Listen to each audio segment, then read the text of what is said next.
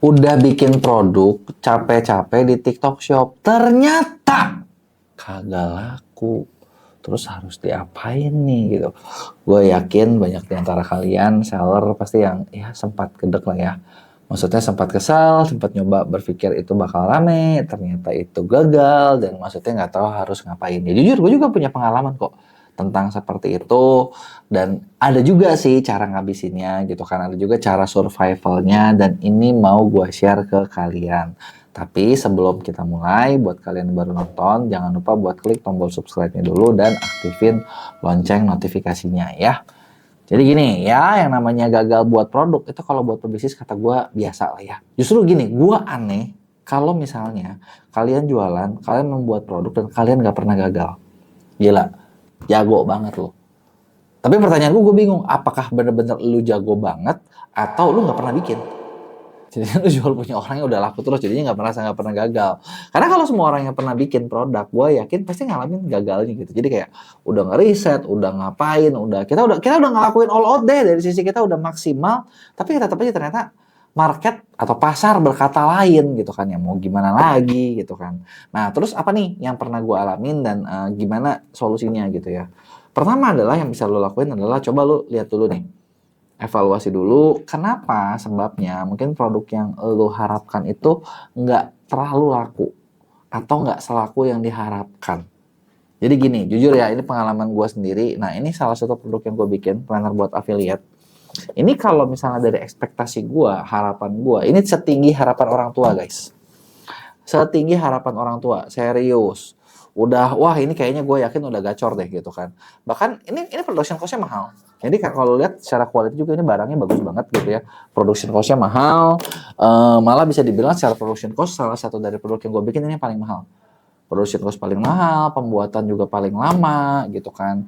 Terus udah gitu karena kita ngelihat spot kita ngelihat kayak pasar affiliate itu mereka kayak nggak punya apa ya, maksudnya nggak punya, reason gue bikin adalah pasar affiliate gue liat nggak punya kayak action step yang jelas. Di situ gue bikin dan gue perfeksionisnya keluar gitu, di situ perfeksionis keluar gitu ya. Jadi kayak wah ini harus bagus banget nih, harus sempurna gitu kan. Nah karena gue pengen bagus, pengen warna, pengen ini, materi semua gue bikin yang bagus, dan ternyata harapannya adalah waktu itu kita udah nyetak lebih dari berapa ya, 3.000 lebih kalau nggak salah, dan targetnya tuh kayak 1-2 bulan laku gitu ya.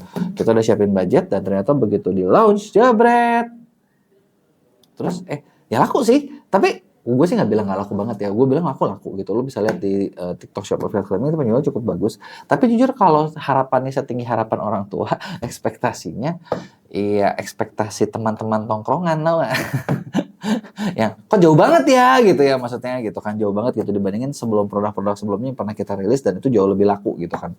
Nah kita kira selalu apa yang dilakuin ya, kita evaluasi dong, ini kenapa nih, maksudnya kita udah set up segala sesuatu ini harusnya bener-bener jadi yang apa ya, master of the art gitu ya, udah yang paling laris, tapi kenapa nggak segitu gitu. Dan akhirnya gue ketemu kenapa gitu ya. Nah sebenarnya ini sih kalau yang produk ini untungnya kita nggak sampai dead stock, masih stok, masih ada, masih jalan, masih keluar gitu kan.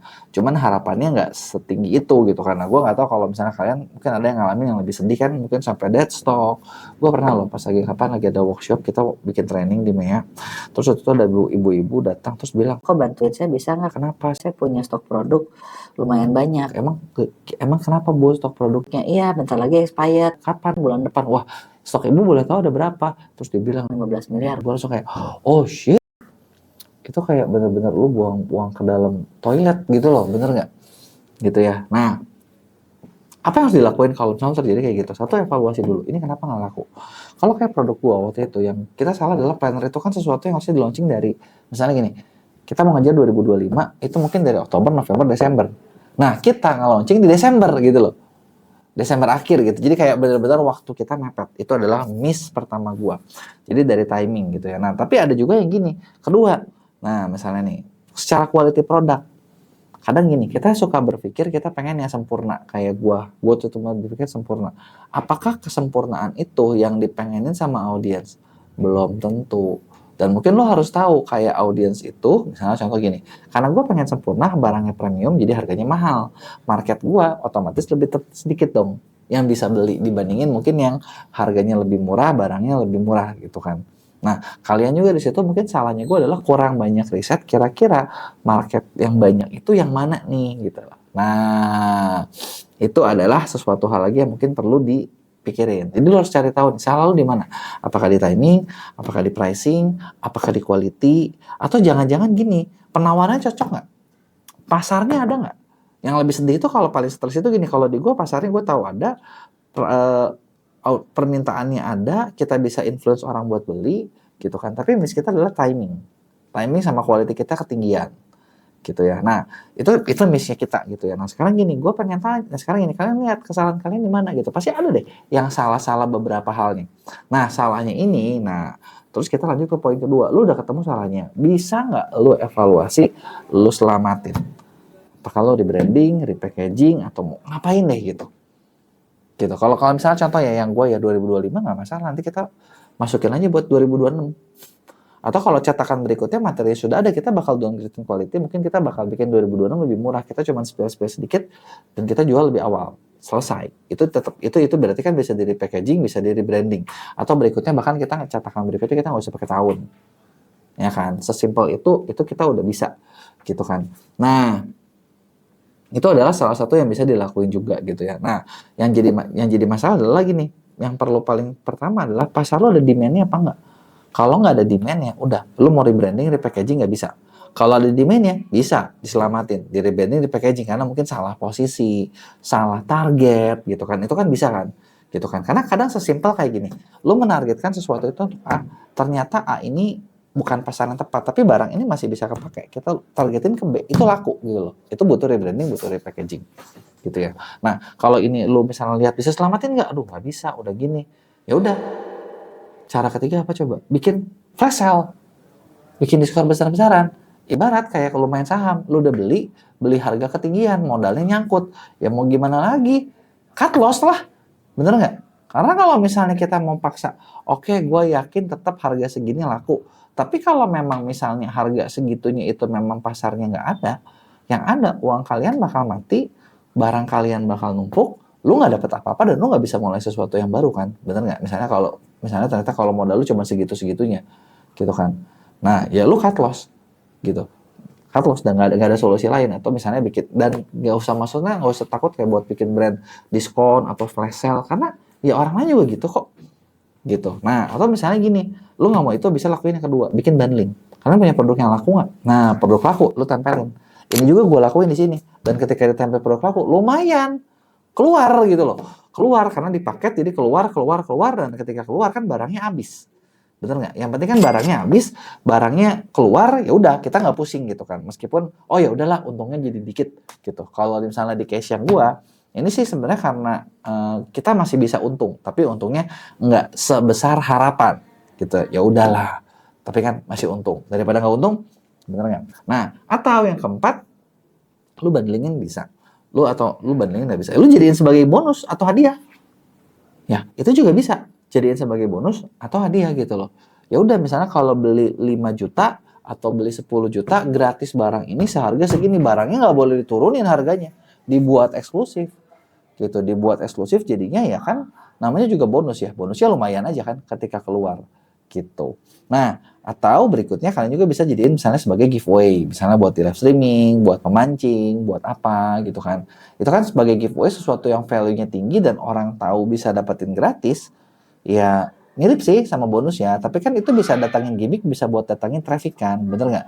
Ya kenapa enggak gitu loh. Itu adalah beberapa cara yang biasanya umum. Ada nggak cara-cara lain? Sebenarnya masih ada beberapa cara lain, cuman balik lagi dong, ini kan harus disesuaikan dengan bisnisnya, bener nggak? Retail, fashion, beauty, apa, dan itu nggak mungkin semuanya bisa dibikinin secara spesifik. Nah, kecuali apa?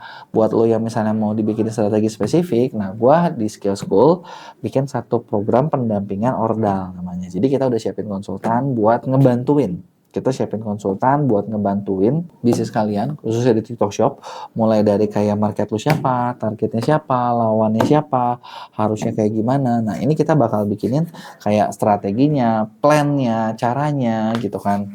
Nah, cara-cara inilah yang bisa dipakai buat jalanin bisnis kalian gitu ya. Nah, buat kalian yang mau ikutan, lu bisa klik di link deskripsi gua, ada tentang program pendampingan. Jadi kita bakal siapin mentor buat lu gitu ya. Nah, atau misalnya nih kalau lu yang, aduh gue pengen lebih laku di TikTok Shop tapi lu nggak punya tim buat ngerjain, lu bisa pakai tim dari Mia Agency. Kita salah satu top TikTok Shop partner buat ngurusin penjualan kalian gitu ya. Kalau ada yang mau ditanyain, lu tulis di komen, jangan lupa buat like dan share. Laku ratusan juta rupiah dalam launching 1-3 bulan pertama. Mungkin nggak sih? Jadi gini, di sini gue mau cerita sedikit studi kasus yang gue alamin sendiri. Jadi waktu itu kita launching salah satu produk gitu ya. Itu produk ini bisa dibilang kayak 1 bulan pertama tuh udah dapat 400-500 juta, dalam 3 bulan udah 1 miliar lebih gitu ya. Dalam waktu yang singkat dan launchingnya tuh cukup cepat gitu ya. Gimana caranya sih gitu kan? Bisa nggak kalian tiru cara ini? Nah di sini gue mau spill. Tapi sebelum kita mulai, buat kalian yang baru nonton, jadi jangan lupa buat klik tombol subscribe-nya dan aktifin lonceng notifikasinya ya. Oke. Semua pasti pengen dong begitu bikin produk langsung rame, karena yang dialamin adalah biasanya udah bikin ya lama kan, bener nggak? Terus gimana caranya gitu ya? Jadi ini jujur cerita ini ada yang gue alamin pribadi dan ada juga beberapa yang mungkin dialamin sama beberapa kliennya gitu ya. Yang gue bakal cerita detail adalah ini yang gue pribadi ngalamin ya. Karena kalau yang klien kan nanti kalian bilang gini, itu kan mungkin brandnya udah lebih dikenal, itu kan kayak gini, itu kan kayak gitu, itu kan kayak gini. Ya udahlah. Padahal nih, misalnya nih, kalau misalnya lo mau dilarisin, nama kita juga mamanya bisa dibantuin kok. Biar langsung ini, tapi step-stepnya kurang lebih nggak beda jauh dari sini, gitu ya. Nah, kalau yang gue lakuin pribadi gimana? Jadi waktu itu yang dilakuin adalah waktu gue launching Affiliate Academy. Affiliate Academy itu baru di launching kurang lebih bulan Oktober tahun lalu, 2024. Jadi kayak, terus sekarang kalau dihitung juga kayaknya belum setahun ya. Kita belum ulang tahun, kita belum setahun. Secara idenya, secara pembuatan pemikiran itu memang lebih lama sih. Tapi benar-benar kita ketika mulai hit pertama mau jualan itu ya kurang lebih di bulan Oktober gitu ya. Jadi di bulan Oktober kita mulai launching, mulai dari pre-launchingnya sampai launchingnya itu mungkin di November awal waktu itu di TikTok Shop gitu ya. Nah, terus tadi gue udah cerita nih, omsetnya kayak di bulan pertama kita tembus 400-an, di bulan kedua juga kurang lebih segitu, bulan ketiga kita udah 1, lebih secara penjualannya, gitu ya, total salesnya. Terus apa yang dilakuin gitu, yang dilakuin tuh kayak gimana? Nah, sebenarnya gini, waktu awal kita mencoba membuat berbagai strategi launching, jujur. Pasti kalian juga kan kalau gitu-gitu kan, oke, udah bikin produk kita ngerasa udah market fit, udah bagus, udah siap, terus kita mau launchingnya gimana gitu kan. Berarti kan kita harus bikin dong beberapa strateginya dong, bener nggak? Nah, strategi waktu awalnya kita pikirin, nggak semua strategi yang gue bikin waktu itu berjalan dengan baik. Fair ngomong, jadi ada beberapa yang nggak lancar, ada beberapa yang nggak smooth, tapi ya memang ya ketika lo bisnis memang pasti kayak gitu. Bahkan lo mau suruh orang pun pasti ada aja yang, maksudnya apa ya, nggak 100% tuh kayaknya gue rasa nggak pernah kejadian deh. Nggak mungkin ada 100%, pasti ada kurang-kurangnya, tapi kurang-kurangnya ini kan yang nanti kita bakal cari bisa nggak kita perbaikin supaya semakin lama semakin baik. Terus rencananya kayak gimana? Jadi waktu di awal kita udah bikin produk, yang pertama kali waktu itu kita cek adalah positioning kita tuh lawannya siapa. Lo harus cek, itu benar-benar harus riset. Karena lo biar tahu, bukan sebenarnya buat nyontek ya. Karena kan gini, gue sering banyak ngeliat nih kalau orang yang jualan justru nyontek-nyontekan sama kompetitor. Pengennya gimana ya, kalau ibarat kalau orang tuh ya, kompetitor lu kemana lu tempelin terus. Enggak gitu juga, gila. Itu kerjaan orang bego namanya. Bener nggak? Ya, nggak gitu ya. Bukan lu ikutin semua, lu jiplak-plak ketiplak. Justru lu harus tahu dia melakukan apa, positioning dia seperti apa, strategi dia seperti apa. Nanti dari strategi dia seperti apa, inilah baru nanti kita rancang. Oh, kalau dia kayak gini, gue harus ngapain ya gitu loh. Oh, dia melakukan A, gue ngapain ya? Gue lagi ngelakuin B, terus nanti dia ngapain ya? Kira-kira gimana ya caranya gitu loh. Bukan ini gitu, kayak gue sering, karena kenapa gue bilang gitu, gue sering banget ketemu, gue sering banget ketemu sama orang-orang yang kerjaannya itu kayak gitu, jadi kayak nyontek, niru semuanya diikutin, plak ketiplak, serius, kayak Maya tuh ada beberapa yang kayak gitu, jadi kayak kadang gue juga sampai, lu tuh ngapain sih gitu kan, kayak ya kayaknya lu nggak mungkin, kayaknya cara lu salah deh gitu, dan terbukti sebenarnya kayaknya sih mereka nggak dapat market gitu kan, malah makin stres gitu. Jadi ya maksudnya lu harus mikir, oke, orang mau ngapain, lu lu ngelakuin apa nih gitu, kurang lebih harus tahu. Jadi positioning itu pertama yang gue lihat. Jadi waktu awal kita lihat, oke, kita punya lawan, mungkin ada beberapa waktu itu lawan yang baru launching mirip sama kita, itu salah satu konten kreator yang terkenal sekali, yang ya mungkin gini lah, gue nggak akan sebut namanya, kalian pasti tahu, yang wah pokoknya gede banget di TikTok, di YouTube, di mana pokoknya gede banget. Nah waktu itu dia mau bikin juga kelas buat kreator. Dan ternyata kelasnya dia waktu itu, kan waktu itu kita bikinnya target market kita kreator ya, yang dia premium banget, yang belinya banyak, tapi ternyata dia nggak bisa ngurusin. Akhirnya itu banyak problem juga, masalah di situ. Gitu ya, banyak yang membernya pada speak up dan wah semua kayak marah-marah gitu kan. Itu yang pertama. Nah jadi pertama kita cari tahu kurang lebih seperti apa. Nah terus udah gitu kedua kita bikin nih, oke, kita mau launching, dan launching ini kita perlu nge-hype-in dengan beberapa step. Waktu itu ya, kita ingat kita soft launching kita Oktober, launching kita tuh kurang lebih di November. Strategi kita waktu itu ada 3 step. Step pertama adalah misalnya karena waktu itu ketika Affiliate Academy itu kan gue ngajak partneran ya, gue ngajak partneran sama 3 orang, dan jadi dari berempat itu masing-masing punya audiens yang cukup kuat gitu ya. Ada yang kuat di komunitas, ada yang punya komunitas besar banget. Jadi waktu itu target kita adalah kita mindahin dulu nih komunitasnya dia buat masuk ke sini. Itu adalah first step. Step kedua adalah, nah kita mau bikin efek viral di TikTok waktu itu. Efek viral di TikTok. Jadi waktu itu ada salah satu co-founder gue juga. Nah dia tuh punya banyak network, banyak koneksi orang-orang TikToker affiliate, TikTok affiliate, yang orang-orang yang sering bahas tentang affiliate TikTok itu banyak banget, dan kita sebarin langsung sampel-sampel ke mereka, kita minta mereka buat bikin konten, kita sebarin, dan kita waktu itu kasih deadline kayak, bro, kita minta tolong di bulan ini ya gitu. Jadi waktu itu kayak dalam waktu singkat itu mungkin bisa dibilang kreator besar yang membahas tentang apa yang kita bikin itu hampir 20 lah, 15 orangan lah, dari 4 tambah multiply lagi gitu. Ada beberapa yang langsung pada bikin beberapa konten juga di situ. Gitu ya. Nah untuk affiliate sendiri waktu itu kita bikin strategi komisi yang cukup menarik, yang cukup kompetitif. Jadi kenapa waktu itu pakai affiliate ya? Karena maksud gue kalau kita sendiri yang ngomong, kita sadar, gue sadar gini loh, kalau misalnya gue bikin sesuatu terus gue doang yang ngomong, orang juga bakal bilang bullshit gitu. Ya udah, gue butuh banyak orang buat ini, dan udah itu gue adsin. Nah jadi di sini nih biasanya nih pasti banyak seller kayak, anjir udah dibagi komisi, dikasih ads lagi, gila enak banget tuh. Ya seperti yang gue bilang, gue pengen efek awal gue dapat, gue pengen momentum gue dapat, ya udah gue bayar itu kan buat beli waktu. Kecuali kalau misalnya ya lu kalau lu nggak mau beli waktu, ya udah sabar tungguin. Kan gue bilang juga ini strategi gue buat cepat dan terbukti berhasil gitu ya. Itu yang gue lakuin. Nah terus yang berikutnya adalah, jadi kan tadi kan satu nih kita main komunitas, kita butuh di mana tuh namanya, kita butuh waktu itu tuh langsung dibikin viral, efek viral, bener nggak? Ketiga kita udah siapin juga nih, jangan lupa kayak tim fulfillment-nya tuh kuat nggak gitu loh, jangan sampai nanti keteteran kan. Jadi kita nyiapin orangnya juga, operasional back-end-nya harus bisa kuat gitu ya.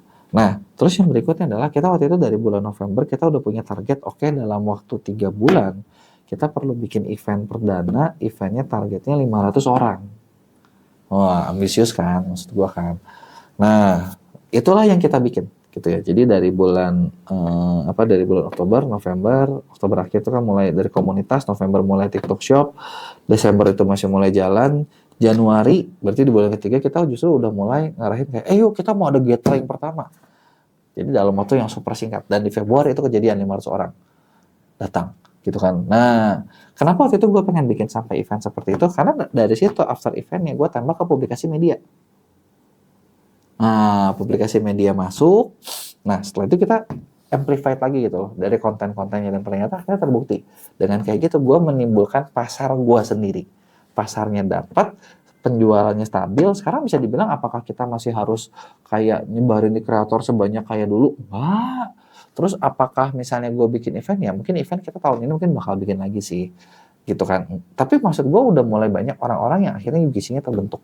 Secara penjualannya udah stabil juga, penjualannya bertumbuh terus gitu loh. Angkanya ada naik terus gitu loh. Ataupun kalau misalnya lagi di momen sepi ya masih di angka ya 300-400 jutaan, masih oke lah ya, kurang lebih. Nah, itulah yang kita udah hasilin gitu ya. Jadi yang tadi gue cerita adalah cara gue nge-launchingnya. Terus insight apa nih yang bisa kalian dapat? Tadi kan gue cerita cara gue gitu ya. Bisa nggak ditiru? Bisa. Pertama adalah lo tadi strategi lo harus riset posisi. Yang kedua adalah ya lo harus tahu nih ketika lo mau launching seller atau brand, lo harus bikin konten cukup banyak. Jangan maksud gue tuh cuma kayak bikin satu terus gitu lo berharap laku, nggak mungkin. Kedua, sebelum launching itu juga lo mau bikin FOMO nggak? Kebayang nggak? Kalau waktu awal di komunitas kita bikin promo khusus buat komunitas itu bikin FOMO. Jadi kayak mungkin sebagian besar di awal tuh efek dari situ dapat harga pre-launch waktu awal ya. Nah, terus setelah itu lo mau meningkatin awareness pakai siapa nih? Nah, di sini kalian harus riset kayak siapa aja beberapa influencer yang personanya matching. Tadi yang gue cerita di awal, gue pakai edu creator. Kenapa? Karena masalah gue kan untuk edukasi. Jadi gue pakainya edu creator. Edu creator gue kasih komisi yang oke, dan setelah itu gue iklanin. Jadi mereka lebih senang lagi. Dan mereka kalau dapat komisi mereka senang lagi. Jadi kayak mereka bahkan ada yang senang ya udah masih bikinin terus. Oh enak nih kayak gini nih. Ngapain gue ini? Gini aja gue nggak capek, gue nggak pusing, gue nggak ngapa-ngapain. Itu yang gue manfaatkan. Gitu ya, itu yang gue manfaatkan hype-nya gitu. Karena dengan edu creator ini jalan itu biasanya bakal bikin awareness lo cukup besar. Nah tinggal berikutnya bikin retargetingnya. Kalau sekarang kayak iklan di TikTok mungkin bisa pakai GMP Max. Kalau kalian ngerti caranya itu bisa bikin retargeting yang efektif banget buat jalan. Nah, sambil ingat gue sekarang sering mulai ngebahas tentang lo harus nyiapin buat branding, brand fame. Nah, brand fame itu harus dibangun dengan cara gimana? Kalau di gue bikin event. Setelah gue bikin event, gue masukin ke publikasi media. Itu kan membangun brand fame yang akhirnya membuat orang kayak yang nggak tahu jadi tahu, yang udah tahu gue kemarin ada kayak acara kayak gini nih, ada seperti ini nih, ada diliput seperti ini nih, ada kayak gini nih, ada kayak gitu nih. Nah itu kan adalah hal-hal yang bakal bikin orang lebih tertarik, orang lebih trust dengan kalian gitu ya. Nah itu adalah cara-caranya. Budgetingnya berapa gitu ya. Nah sebenarnya budgetingnya bisa diatur sesuai dengan misalnya budget kalian. Cuman mungkin kalau budget lu kayak kecil ya, maksud gue kecil tuh di bawah 10 juta masih bisa-bisa aja, cuman mungkin level dari kreatornya, level dari ininya nggak sebesar yang tadinya gue lakuin.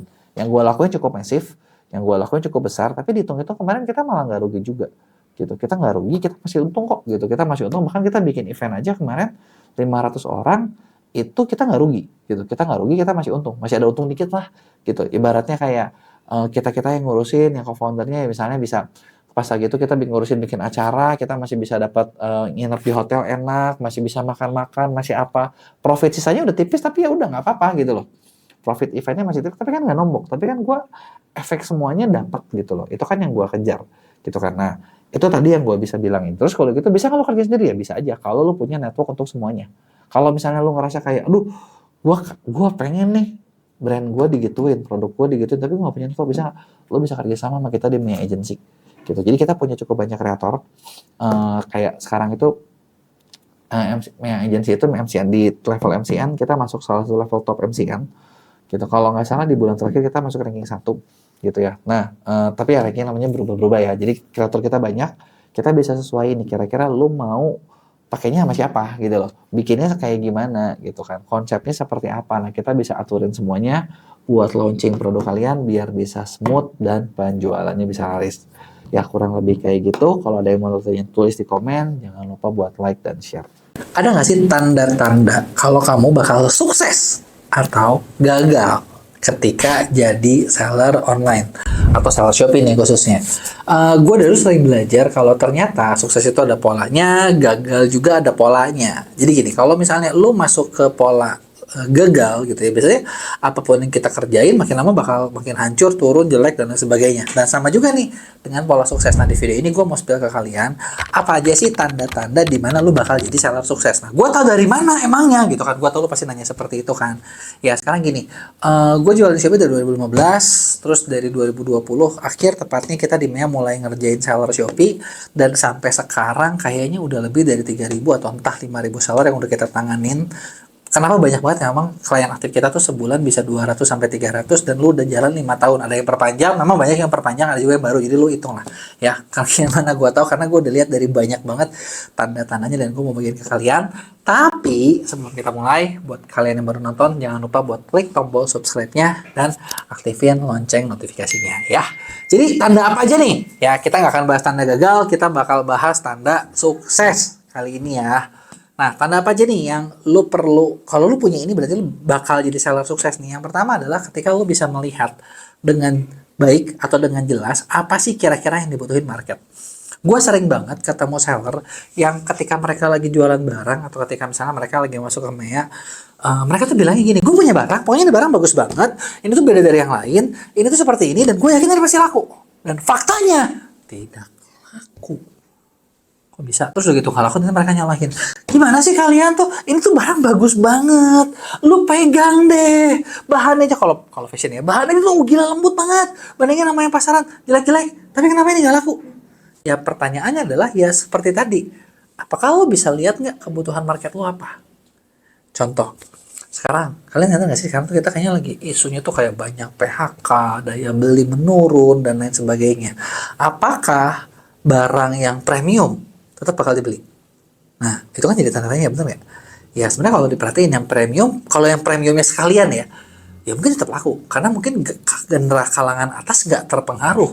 Tapi ketika lu jual barang yang premiumnya tuh nanggung, artinya di kalangan middle class, nah middle class lagi kena nih. Di situ pasti pasarnya ke bawah, gitu ya. Terus gimana nih kalau misalnya barang yang murah? Yang murah, dan kalau itu misalnya barang yang memang ibaratnya dibutuhin buat survival, ibaratnya lu nggak makan mati gitu ya, kasarnya gitu kan butuh banget, ya mungkin itu nggak akan terlalu terganggu. Jadi di sini lo bisa tahu nih kira-kira, oke, barang gue masuknya kemana ya? Oh, kira-kira kalau kayak gini, ini salahnya barang gue yang nggak laku, pasarnya atau apanya nih? Nah, ketika lo bisa tahu, lo bisa punya feeling ke situ, gue rasa lo udah satu langkah jauh lebih maju daripada orang lain. Kenapa? Karena gini, yang kalian perlu sadar adalah di Shopee itu algoritmanya bener-bener ngandalin pencarian mayoritas. Memang sih sekarang dia berusaha dengan live, dengan video, dengan affiliate. Tapi fair ngomong lah, ya fair ngomong, apakah Shopee video itu sudah sekencang itu buat ngeyakinin orang yang nggak niat beli jadi beli?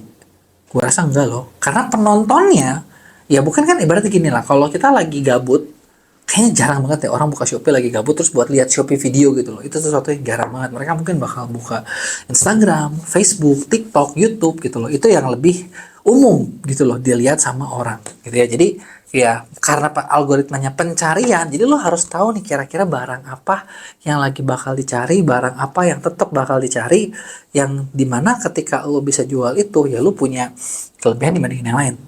Gitu kan, bener ya. Dan yang lebih jago lagi adalah ketika lu bisa nyari barang yang dicari terus saingannya dikit, itu juara guys.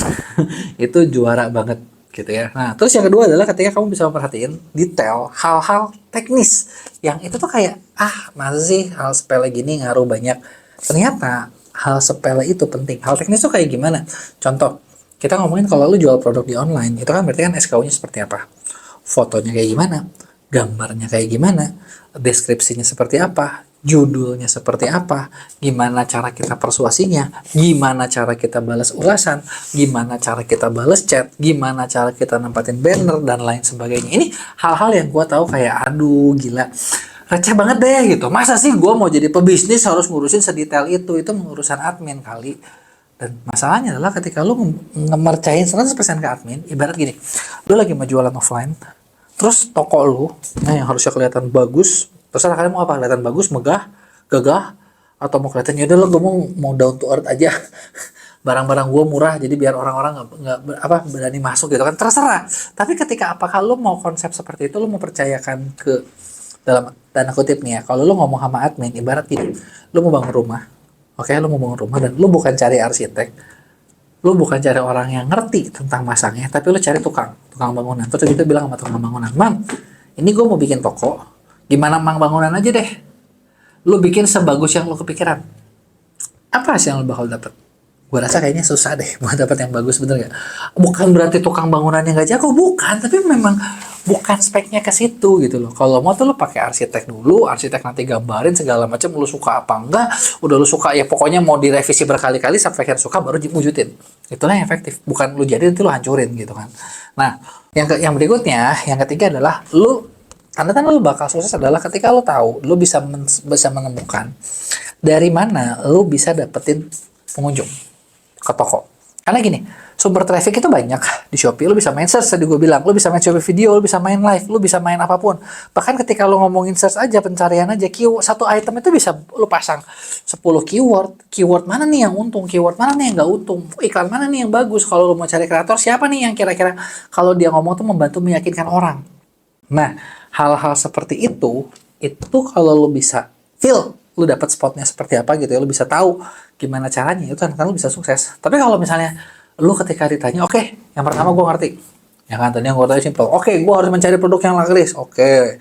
Yang kedua, oke, gue bisa merhatiin detail. Yang ketiga, udah detail, lu kepikiran, terus nyari orangnya dari mana? Kagak tahu. Ya udah gue pasrah aja, kan yang penting gue udah kerjain detail. Kagak bisa lah.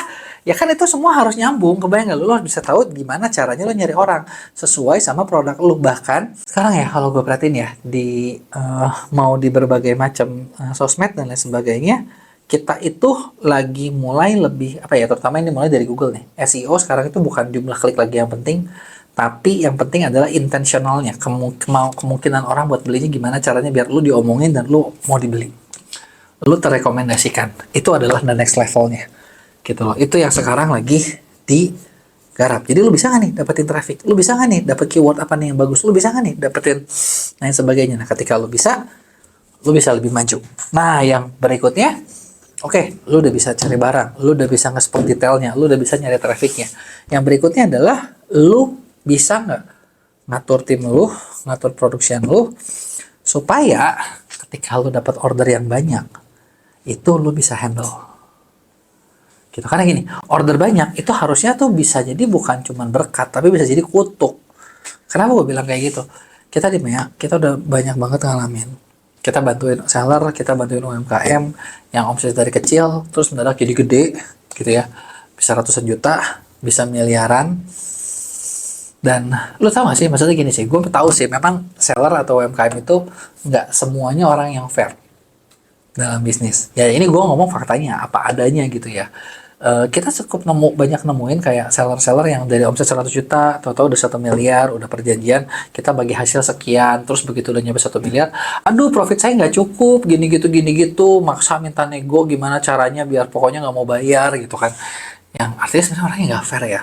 Tapi memang sih fair ngomong nih, yang nggak fair ya, kita udah nemuin kayak pas lagi tangan kita naik, nggak tahu kenapa, begitu udah nama kita hancur lagi. Ya mungkin kutuk kali ya, atau karma kali ya, kayaknya gitu ya, gue nggak tahu.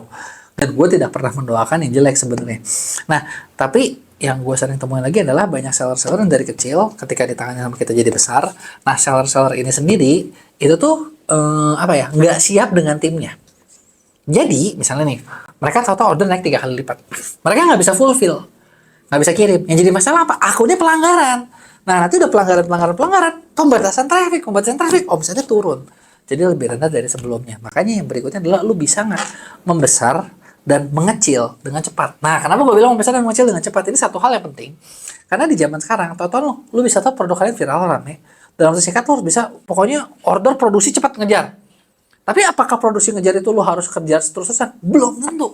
Bisa jadi gini, di momen-momen tertentu kalian naik gila-gilaan, tapi setelah itu berapa bulan turunnya banyak, rugi dong. Nggak juga, maksud gue misalnya gini deh, dari 100 juta tahu-tahu bisa 2 bulan 1 miliar, kan produksi udah pas 1 miliar tuh.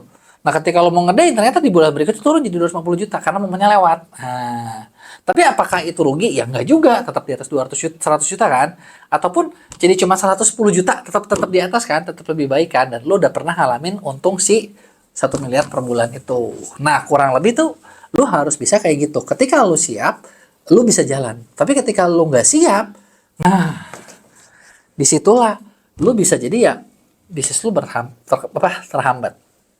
Nah poin terakhir yang dimana gue rasa ini banyak seller juga, maksudnya jarang yang bisa sampai ini ya. Tapi ketika lu bisa lakuin ini percaya sama gue, ini poin terpenting yang bakal bikin bisnis lu tuh benar-benar gede. Poin terakhir itu adalah ketika kalian bisa gitu ya, membagi gitu ya, antara lu ketika lu jualan dan lu membangun brand yang dicintai orang. Nah kenapa gue bilang membangun brand itu penting? Karena gini, lu bayangin kalau lu jualan, terus begitu gue cuma gue jualan baju, orang beli baju gue gara-gara apa nih? Oh, orang beli baju itu gara-gara ya udah kebetulan gue lagi cari baju, ketemu toko baju. Ya match sih, bener nggak? Dapat sih. Tapi apakah gue bakal beli baju ke situ terus? Belum tentu. gue lupa sama tokonya, gue lupa dan gue nggak akan beli lagi, apalagi kalau tokonya nggak pernah follow up lagi. Bye-bye. Bener nggak? Nah, apakah bakal dibeli lagi? Nggak. Nah, ketika lu bikin branding, maksudnya apa? Ketika lu ada orang beli, lu harus kontak orang itu, ingetin tentang toko lu, bangun lagi awareness lu, bikin lagi iklan tuh nggak cuma buat jualan, tapi lu iklan tuh buat orang kenal sama barang kalian. Dengan seperti itu, nanti orang belinya itu bukan lagi, gua mau beli baju ini karena gue lagi beli baju, enggak. Tapi gue beli baju ini karena gue suka brandnya. Lu dicari karena produk lu dibeli karena orang suka sama produk lu. Dan itulah yang paling penting. Ketika lu bisa bikin kayak gitu ya. Nah, bisnis kalian itu pasti bakal jauh lebih aman, jauh lebih stabil, dan maksudnya nggak gampang goyang dengan orang lain yang misalnya mau gini lah gitu lah, mau ngomongin perang harga lah. Ya orang nggak peduli orang suka sama barangnya. Kan orang lain nggak punya barang yang sama kayak gitu. Bener nggak? Ya, kebayang ya. Nah, itu dia nih tadi. Jadi beberapa poin tanda-tanda yang maksudnya gue lihat, kalau lu bisa kayaknya lu gak mau sukses deh. Gitu ya. Nah, ini adalah dari pengamatan gue.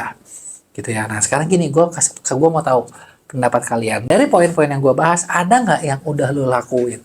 Atau ada nggak di mana yang lu udah kuat? Atau ada yang lu nggak ngerti, lu boleh tanyain ke gue. Atau misalnya nih, lu misalnya kepikiran, oke, kayaknya gue pengen nih buat bikin brand, tapi gimana caranya dan kalian nggak ngerti. Tenang, gitu ya. Gue bikin satu project buat edukasi bantuin UMKM, namanya Skill School. Nah, Skill School ini kita punya satu program namanya program pendampingan ordal, di mana di program pendampingan ordal ini kita nyiapin tim konsultan buat ngebantu kalian mulai dari ngerisetin produk lu kayak gimana, toko lu seperti apa, kompetitor lu siapa, lawan lu siapa, lu harus ngapain, itu semua udah kita bikinin. Dan kita bakal kasih tau kayak step-stepnya lo tuh harus ngapain sih, A, B, C, D, E, F, G. Dan itu semuanya ada target, kayak misalnya, oke, lu selama 3 bulan satu proyek kita, misal targetnya adalah naik omsetnya 30%, atau naik 50%. Nah, kita bakal hitungin step-step yang bisa lu lakuin. Lu yang lakuin, lu yang pelajari, lu yang jalanin. Nah, itu kalau buat lo yang mau, lo bisa tulis di komen, atau lo bisa klik di deskripsi gua buat kerjasama bareng sama pendampingan ordal. Atau misalnya buat lo yang nggak punya waktu, mau dikerjain semuanya. Nah, gue punya Mia Agency. Nah, Mia Agency ini khusus buat ngurusin tokonya kalian. Jadi kalau ini kita yang ngerjain, lu tinggal duduk manis aja deh. Duduk manis tahu ada pertumbuhan. Gitu ya, kurang lebih kayak gitu. Kalau ada yang mau tanya, jangan lupa tulis di komen, gue bakal balas di Q&A. Jangan lupa buat like dan share. Belum lama gue ketemu teman lama, dan dia tuh nanya, bener nggak sih bisnis online itu buat semua orang? Gue kan udah tua, udah nggak bisa nih ngikutin perkembangan zaman. Dan ketika dia nanya, ternyata gue sadar, nggak cuma dia doang loh. Dan ternyata ketika gue punya ketemu teman-teman gue, apalagi ada yang lebih senior dari gue, mereka selalu menanyakan hal yang sama. Dan gue rasa mungkin banyak di antara kalian yang nanya juga nih, oke, gue udah jualan online, gue udah laku apa belum? Tapi pertanyaannya, emang bisa ya? Bisa nggak sih gue sukses sebagai seller online? Atau jangan-jangan bisnis online itu buat anak muda doang, buat Gen Z doang, dan nggak cocok buat Gen milenial masih kemudaan ya, buat Gen X atau mungkin bahkan boomers gitu ya. Di video ini gue mau jawab, dan gue mau kasih clue-cluenya kayak gimana biar kalian bisa sukses di bisnis online.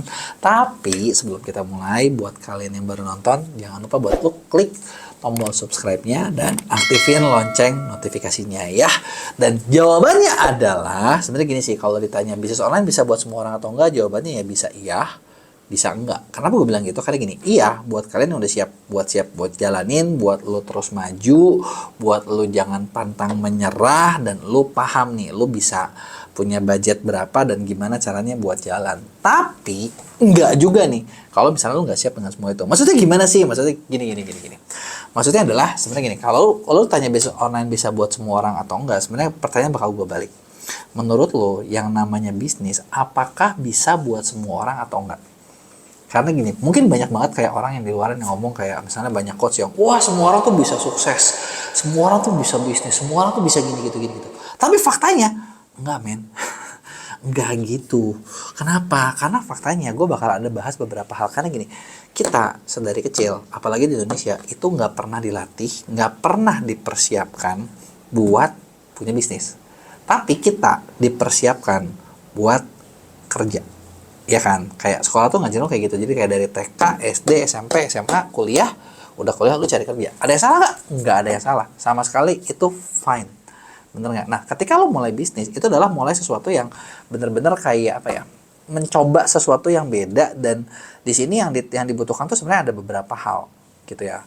Pertama nih, yang gue bakal bahas yang lu butuhin tuh apa kalau lu buat berhasil. Makanya gue tanya bisa semua orang atau enggak, lu nilai sendiri. Yang pertama adalah kemampuan kalian itu buat bounce back atau buat bangkit.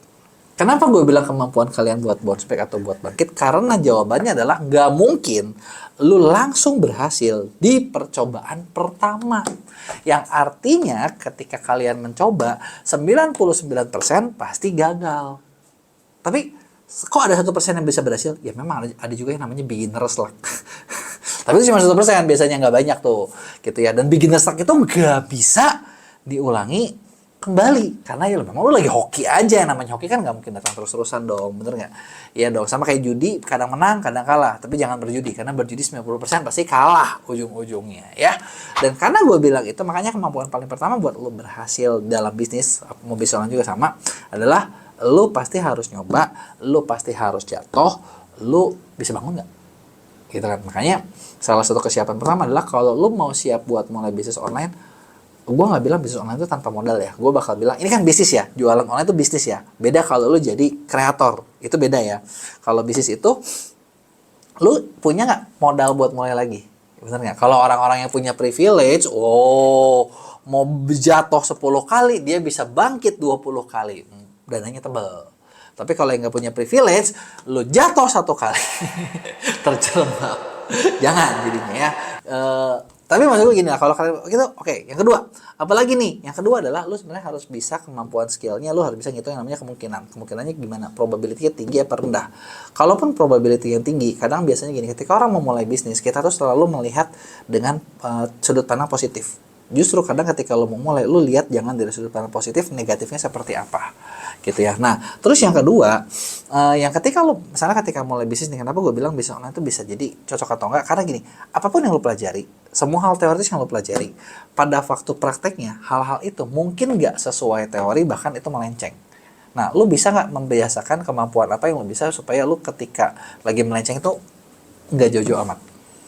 Gitu ya. Kecuali lu jalannya nggak sendirian. Nah, ada yang ngedampingin, ada yang mentoring.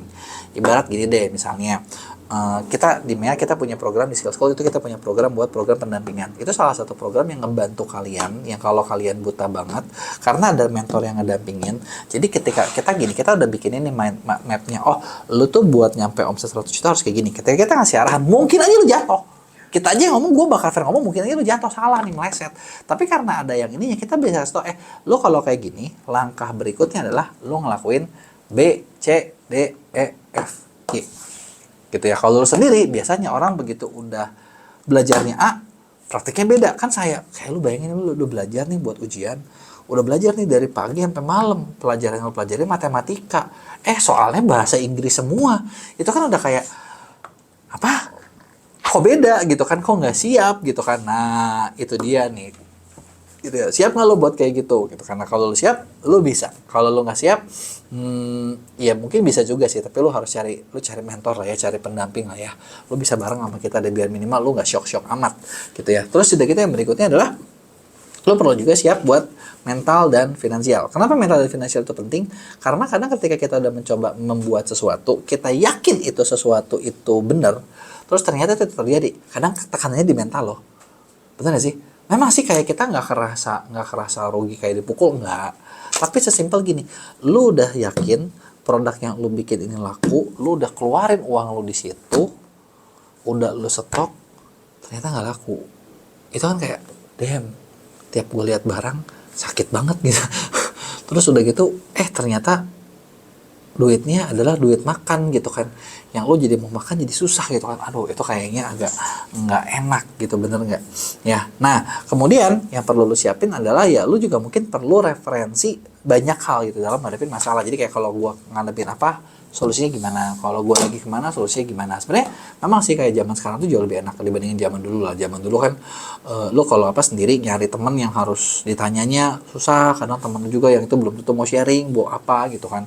Kalau kayak sekarang itu kan mungkin lo bisa lihat YouTube, lo bisa belajar ini, bisa lihat itu, masalah lo seperti apa. Meskipun ya kadang kalau dari konten lo belum tentu mendapatkan sesuai yang lo dapetin.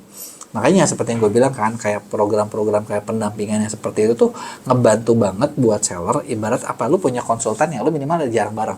Ada teman curhat lah, lu ada teman curhat, ada orang yang dengerin lu, dan ada orang yang bantu mikirin masa lalu. Dan ketika itu kan masa lalu biasanya kerasa lebih enteng dan lu bisa mendapatkan solusinya gitu ya. Dan bisnis online itu buat lu kalau lu kuat dan atau lu punya insting buat ngelihat peluang yang bagus.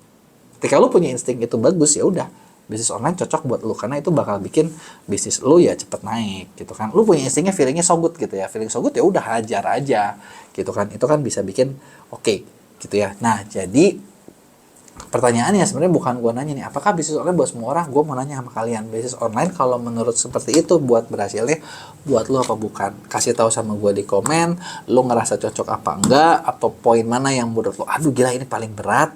Kasih tahu, gue bakal mungkin bantu kasih jawabannya. Kalau ada pertanyaan di Q&A, jangan lupa buat like dan share. Gue pernah dapat pertanyaan unik. Kok barang gua ini udah mirip sama kompetitor, tapi kenapa ya barang dia laku tapi barang gua kagak? Gila nih. Ini menurut gua pertanyaan yang keren abis, gokil abis. Tapi jawabannya seru juga karena gini. Kayaknya gitu ya, di Indonesia tuh kita tuh sering banget nemuin kalau misalnya bisnis mau bikin satu produk itu kayaknya kita perlu bikin sesuatu yang mirip sama orang. Kalau barangnya itu viral, barang itu ramai, itu lebih gampang buat laku, bener nggak? Nah, di video kali ini gue mau jawab, mumpung kebetulan gue lagi di Korea. Jadi kalau kalian lihat nih sekeliling gue itu lagi di luar gitu ya. Nah, dan di sini gue nemuin banyak banget kasus-kasus, bukan kasus-kasus ya, tapi contoh-contoh yang mirip dengan apa yang pertanyaan tadi gitu ya. Tapi sebelum gue mulai, buat kalian yang baru nonton, jangan lupa buat klik tombol subscribe-nya dan aktifin lonceng notifikasinya ya. Oke, jadi pertanyaannya kan, kalau misalnya barang mirip kompetitor, bisa laku nggak ya? Nah, jawabannya adalah gini. Jadi, jawaban dari pertanyaan tadi adalah, ini gue kebenaran nemu banyak banget kasus-kasus ini di Korea. Kenapa? Karena ini sepanjang gue jalan-jalan gitu ya, kan yang namanya gue turis ya, jalan-jalan, makan-makan, dan gue nemuin ada satu keunikan, yaitu di sini tuh makanannya tuh banyak banget yang kayak mirip-mirip banget gitu. Jadi ibarat kalau kayak di Indonesia ya, kita makan misalnya pecel lele gitu ya. Tapi ini tuh kayak sepanjang jalan isinya ya tukang pecel lele semua gitu kan. Jadi kalau ngomongin mirip, bukan mirip lagi, ini sama persis gitu ya. Dan jajanan yang pasti lu sering lihat tuh kayak topoki lah, terus apalagi odeng lah gitu ya. Terus makanannya tuh kayak bulgogi gitu kan. Terus ada Korean barbecue, dan di mana-mana, dan kalau diperhatiin nih di setiap beberapa spot gitu ya yang maksudnya gue temuin itu bener-bener ya isinya tuh itu semua gitu. Jadi kayak ya udah, di sebelah sini topoki, di sebelah sini ini, di sebelah sini, di sebelah sini gitu. Jadi kayak sama-sama semua gitu kan. Ya di Indonesia juga kan kita banyak bener nggak ngeliat yang kayak gitu kan. Jadi kayak satu jalan isinya tukang pecel semua gitu kan. Satu jalan isinya tukang ayam goreng semua gitu kan. Nah, pertanyaannya ketika kayak gini, apakah semuanya rame? Kan belum tentu, bener nggak? Di Indonesia juga pasti karena sering lihat ada kayak tukang pecel yang rame banget, sedangkan yang sebelah-sebelahnya mungkin sepi gitu kan. Sambil kita sendiri juga mikir ya, kenapa yang ini rame yang ini sepi gitu ya. Nah, sama juga nih, sama kayak jawabannya. Jadi gini, ketika lo bikin bisnis gitu ya, lo mau bikin jualan barang, lo mau bikin apapun gitu ya, yang namanya ide, strategi, produk gitu kan, itu mungkin bisa di-copy. Tapi masalahnya idenya bisa di-copy, rezekinya kagak bisa dipaste. Ya kan, nggak bisa sama plek ketiplek gitu. Nggak usah jauh-jauh. Ini dari pengalaman gue pribadi ya. Gue punya beberapa orang mantan karyawan gue, dan dari mantan karyawan Mea itu kayak ada dua apa tiga gitu ya, ada dua atau tiga perusahaan yang terbentuk itu ex karyawan gue gitu ya. Dan ex karyawannya tuh bahkan jujur nih, ada satu dua yang nggak etis, bahkan bilang gini, oh dulu gue yang ngerjain nih dan itu hasilnya bagus, jadi lu kerja sama kita aja, lu bakal dapat hasil yang sama. Nah, tapi faktanya adalah memang beberapa klien kita sempat ada yang kayak nyobain karena mereka ngasih harga yang murah banget, nggak masuk akal gitu kan. Dan setelah itu cuma dalam 1 bulan 2 bulan balik ke kita dan marah-marahnya kenapa? Bukan marah-marah sama Meanya, tapi marah-marah sama, anjir nih ini orang lu tuh gila nih gini-gini, tapi kualitasnya jauh banget. Idenya sama, eksekusinya nggak sama. Nah, ada lagi yang kayak gini. Yang kedua adalah yang mencoba ngumpulin tim, apakah hasilnya bakal bagus atau berkembang? Enggak juga. Malah hampir ada satu ini ya. Ada satu contoh ya yang gua tahu ya. Hampir kayak beberapa tim yang pernah kerja di gua itu dibajakin ke sana, diajak ke sana, dikasih gaji gede, dan bukannya perusahaan yang makin growth, tapi kok saya makin kacau balau. Kenapa ya? idenya bisa sama kan, tapi dia nggak tahu nih apa yang bisa bikin, kayak contoh gini, kayak di Mia tuh kalau lu masuk, banyak klien kita masuk dalam waktu singkat bisa omsetnya bisa tumbuh gitu kan, bisnisnya bisa lebih bagus gitu kan, dan sama-sama untung. Dan ya ibaratnya yang ngerjainnya sama, tapi kalau lu nggak ngerti strateginya juga nggak akan dapetin hal yang sama kan. Karena yang namanya bisnis itu kan balik ya, maksud gue ada yang modelnya produk. Kalau produk, selama lu bisa bikin produk yang sama gitu ya, mirip-mirip mungkin kayak ayam goreng, ya selama bisa bikin ayam goreng yang mirip, rasanya mungkin nggak akan beda jauh. Tapi kalau model bisnisnya beda, contoh kalau kayak di gua, kalau gua kan bisnisnya jasa ya, jasa, dan kita tuh ngomongin satu hal yang namanya performance marketing. Performance marketing itu adalah bagaimana membuat si klien itu dinilai dari hasil yang didapatkan. Itu salah satu yang level yang cukup paling susah. Kenapa? Karena ya kalau kliennya nggak growth, kan nggak ada hasilnya, bener nggak? Yang artinya pertumbuhan bisnisnya nggak kerasa. Jadi omsetnya tuh harus naik. Jadi penilaiannya dari situ. Nah, inilah tadi nih yang nggak bisa ditiru sama banyak orang, gitu ya. Jadi yang kedua adalah itu. Jadi ide lu bisa tiru, cara kerja mungkin lu bisa tiru, tapi hasil belum tentu sama nih. Dan yang ketiga, ini yang paling penting nih. Biasanya banyak orang yang misalnya ketika kalian mencoba bikin bisnis, tapi mencoba ngejar mirip kompetitor, itu kalian tahu nggak sih hal yang bikin pembeli beli produknya kompetitor kalian tuh apa? Atau yang di benchmarknya tuh apa? Alasan dibalik pembelian. Nah, ini nih yang biasanya gitu ya, banyak orang nggak tahu gitu. Jadi kayak contoh gini, oke, kenapa orang makan ayam goreng A gitu ya? Ya udah, ayam gorengnya enak. Enaknya gara-gara apa nih? Kenapa orang mau beli di situ lagi? Apakah cuma rasanya? Apakah gara-gara ada servisnya? Apakah gara-gara ada apanya? Nah, hal-hal di balik pembelian inilah yang perlu kalian tahu. Karena kalau misalnya kalian nggak tahu hal-hal di balik pembelian, itu yang nggak mungkin bisa sama persis gitu. Itu nggak mungkin bisa dapetin hasil sama. Bahkan alasannya tahu aja, tapi kalau misalnya brandingnya, branding itu kan, nah gini, banyak juga UMKM tuh nggak ngerti tentang branding gitu ya. Branding itu apa sih? Sesimpel kayak gini, kalau misalnya kita jualan atau kita ngiklan, ngiklan itu kan kita ngasih janji sesuatu ke konsumen, gitu ya. Kita ngomong apa tentang diri kita, itu adalah iklan atau marketing. Nah, branding itu adalah apa yang orang ngomongin tentang diri kita atau perusahaan kita. Nah, ini kan yang nggak mungkin ditiru, bener nggak? Contoh gini, misalnya kayak di gua aja ya, di bisnis sebuah di MEA, mungkin kita udah nge-branding sebagai salah satu agensi top untuk Shopee, untuk e-commerce, untuk Shopee dan TikTok, spesialis buat ngurusin UMKM gitu kan. Dan kita salah satu agensi yang bisa bertumbuh bareng sama UMKM, itu adalah branding yang kita tetapin dari dulu gitu ya. Nah, orang-orang juga udah tahu nih, lu UMKM, lu small medium bisnis, lu mau pengen cepat berkembang, lu pengen omset lu naik, lu masuknya ke MEA deh gitu. Kayak lu nanya kemana-mana, mungkin udah banyak orang yang ngomongin hal seperti itu. Nah, itu kan yang nggak bisa ditiru sekedar kayak bikin sesuatu yang baru, bikin sesuatu yang baru bikin, terus mau bilang, di gue juga bisa kayak gitu loh. Kan nggak mungkin, bener nggak? Karena yang namanya branding itu, atau persepsi itu, untuk dibangunnya itu butuh waktu, dan ibaratnya tuh kalau iklan atau marketing itu ngomongin janji, nah kalau branding itu ngomongin menepati janji tersebut. Dan janji itu kan nggak bisa kayak, apa ya, maksudnya nggak bisa kayak lu cuman baru bikin langsung dapat hasilnya sama. Nah, itu dia nih. Nah, itulah yang bikin misalnya contoh kayak gini. Jadi kalau kalian mau jualan, kalian mau bisnis kalian naik, kalian mau bisnis kalian bagus, nggak bisa sekedar ngikutin kompetitor, kompetitor lu ngapain, mirip-miripin, bakal dapat hasil yang sama. Karena ketika kalian ngikutin, artinya kalian masuk bersaing di tempat yang sama dengan dia, di mana orang itu udah mungkin jauh lebih kuat, di mana mungkin kompetitor kalian tuh udah jauh lebih terkenal, dan lu ngelawan dengan tangan kosong. Ya udah pastilah bisnis lu bakal hancur kalau kayak gitu. Nah, terus yang benar gimana? Nah, yang benar adalah misalnya nih kalian punya satu kompetitor yang mau dituju, oke, ini bagus nih, ini besar nih. Ya udah, lu bisa jadiin benchmark, kuatnya dia di mana. Carilah posisi baru yang di kompetitor kalian tuh nggak kuat, gitu ya. Nah, ketika kalian bisa cari yang kompetitor kalian nggak kuat, gitu, karena itu bakal bikin ya bisnis kalian lebih dikenal sebagai yang kalian punya sendiri gitu ya, dan disitulah bisnis kalian bisa tumbuh jadi lebih bagus. Jadi kurang lebih kayak gitu. Nah, kalau misalnya nih, siapa nih di sini nih yang maksudnya, oke, gue udah kebayang, gue udah pengen laku, kompetitor gue berat. Bisa nggak sih dibantuin biar dikasih strategi gimana caranya biar bisa bersaing lawan kompetitor, atau bisa nggak sih dibikinin, dirisetin harus ngapain, positioningnya harus kayak gimana biar jualannya bisa laku. Nah, buat kalian yang mau dibikinin strategi khusus, kasih tahu gue di komen. Karena gue tuh lagi ngebangun satu perusahaan konsultan bareng beberapa konsultan yang khusus buat ngurusin UMKM. Jadi kalau kayak di Mia Agency, seperti yang kalian tahu, kita banyak yang ngerjain kliennya, kita yang ngerjain jasanya, tapi kita tidak ngasih konsultasi, kita nggak bikinin strateginya. Nah, untuk strateginya, nah ada satu project gua namanya konsultan ordal. Nah, tim kita bakal bisa bantuin kalian bikin strategi yang tepat. Jadi buat kalian yang mau bikin strategi, tulis di komen siapa aja, kasih tahu gua bisnis lu apa. Nah, nanti mungkin ada beberapa orang yang bakal dikasih kesempatan buat konsultasi gratis bareng sama tim gua. Jangan lupa tulis di komen dan jangan lupa buat like dan share.